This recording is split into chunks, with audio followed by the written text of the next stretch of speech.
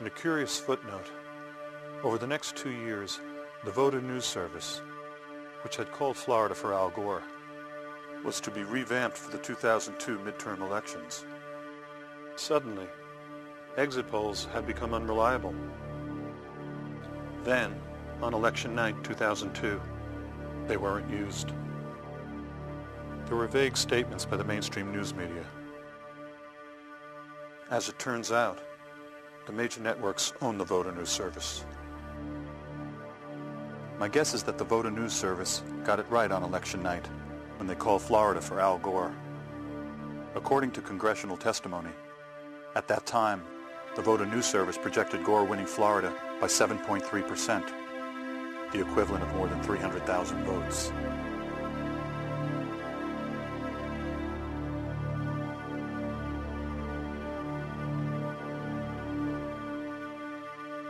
The Voter News Service was the smoking gun. It had to disappear.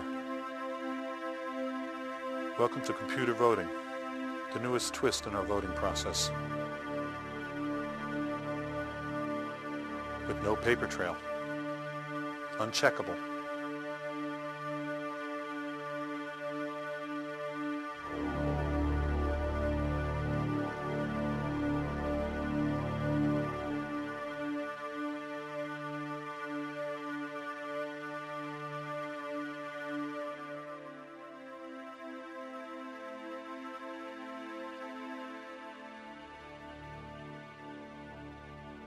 Of course, what everybody remembers is Big Brother. That's the cliche from 1984. Let me remind you of another part of the story. The leader realized that he needed the permanent war in order to frighten the people into giving up their rights. What happens when a group of people have unaccountable media power and can redefine the rules without being questioned? On September 25, 2002, as the United States moved toward war, relatives of the 9/11 victims spoke. This press conference was not on the evening news. My brother Jim Patorti worked on the 95th floor of the North Tower of the World Trade Center and lost his life on September 11th. One of the hardest things I had to do was to tell my parents that they would not be seeing their oldest son again. No one victim of violence of war is less or more important than any other. So my brother, who was seen as a type of collateral damage in some fanatics' eyes, his death is no more or less important than the collateral damage of someone in Iraq or Afghanistan. It's a leveling commonality that we have with these people. And so for those people who are making decisions about leading us into this very dangerous era, they have an open invitation. They can come to my house over the holidays. My brother's birthday is right before Christmas. They can see what it's like to be around a family who's affected by war and terrorism. And we believe that this aggressive act, this unilateral act, will only inflame anti-Americanism that is already in the Middle East among Arab communities. It is a factor in leading fanatics to commit crimes against us like September 11th. And they're saying to America, look, don't use this as a basis to go to war. Without dissent, you no longer have a democracy. You have a dictatorship. And that's what we're getting from the White House. Oceania is at war with East Asia. Oceania has always been at war with East Asia. Well, in the novel, of course, Oceania has not always been at war with East Asia. In fact, Oceania and East Asia were allies against Eurasia. But it suits the purposes of the inner party to make everybody think that the latest situation has always been the case. How is that any different from George W. Bush constantly mentioning the horrific fact that Saddam Hussein gassed his own people in 1988 at Halabja? How is it any different when at the time the U.S. actually had foreknowledge that he had chemical weapons, knew that he had gassed his own people, and did not protest back then? Saddam Hussein was a darling of the Reagan and Bush administrations. The thing that is most amazing to me is the lying that goes on today. You are now teaching, I'm not making this up, we are teaching damage control and spin. I remember in this country we used to call spin lying. Now we call it spin and we study it and we admire it. How to put out a line of bull and have it fly for more than 24 hours, and then they high-five each other because they beat the other side if it's another party or it's another candidate, or it's another company, if it's one company with another with their annual report of their quarterly earnings or this or that. Public relations has overcome our whole society. It's all PR.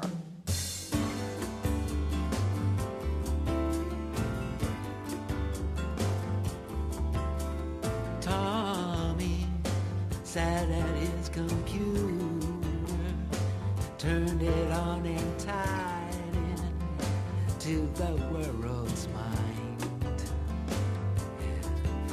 He'd been brought up since a baby with his enhanced memory, online and in line. He'd been taught to take advantage of the symbiosis. He'd been well designed. Crazy Jane is dancing. Crazy Jane's the dancer. Crazy Jane's the dance. See her pirouette on sorrow, offer up tomorrow in her own defense. Tommy, he'd been taught to value anything that better kept the world flying.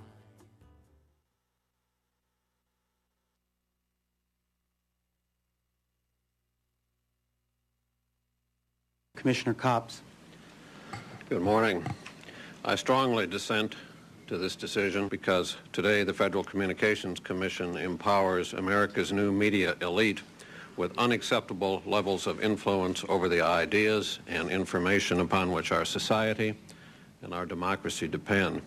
At issue is whether a few corporations will be ceded enhanced gatekeeper control over the civil dialogue of our country, more content control over our music, entertainment, and information, and veto power over what the majority of our families watch, read, and hear. Radio deregulation gives us powerful and relevant lessons. When Congress and the Commission remove radio concentration protections, we experience massive and largely unforeseen consequences. Diversity of programs suffered. Homogenized music and standardized programming crowded out local and regional talent. Creative local artists found it ever more difficult to obtain playtime. Editorial opinion polarized. Competition in many towns became non-existent as a few companies brought up virtually every station in the market. This experience ought to terrify us as we consider visiting upon television and newspapers what we have inflicted upon radio. Concerns about the degradation of broadcast content do not justify government manipulation of consumer choice.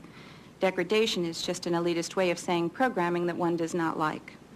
The decision allows the giant media companies to buy up the remaining local newspaper and exert massive influence over a community by wielding 3 TV stations, 8 radio stations, the cable operator, plus the already monopolistic newspaper. The decision further allows the already massive television networks to buy up even more local TV stations so that they could control up to an unbelievable 80 or 90% of the national television audience. Where are the blessings of localism, diversity, and competition? I see centralization, not localism. I see uniformity, not diversity. I see monopoly and oligopoly, not competition. It would be anathema to the First Amendment to regulate media ownership in an effort to steer consumers towards other programming. 90% of the top cable channels are owned by the same giants that own the TV networks and the cable systems. More channels are great, but when they're all owned by the same people, cable doesn't advance localism, editorial diversity, and competition. And those who believe the internet alone will save us from this fate should realize that the dominating internet news sources are controlled by the same media giants who control radio, TV, newspapers, and cable. I refuse to pour 1 ounce of cement to support a structure that dictates to the American people what they should watch, listen to, or think. The public reaction against the proposed changes has been unlike anything the FCC has ever seen.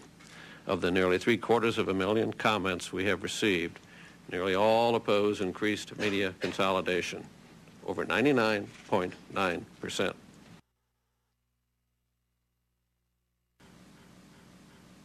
Those commissioners voting in favor of the item signify by saying aye. Aye. Those opposed signify. The item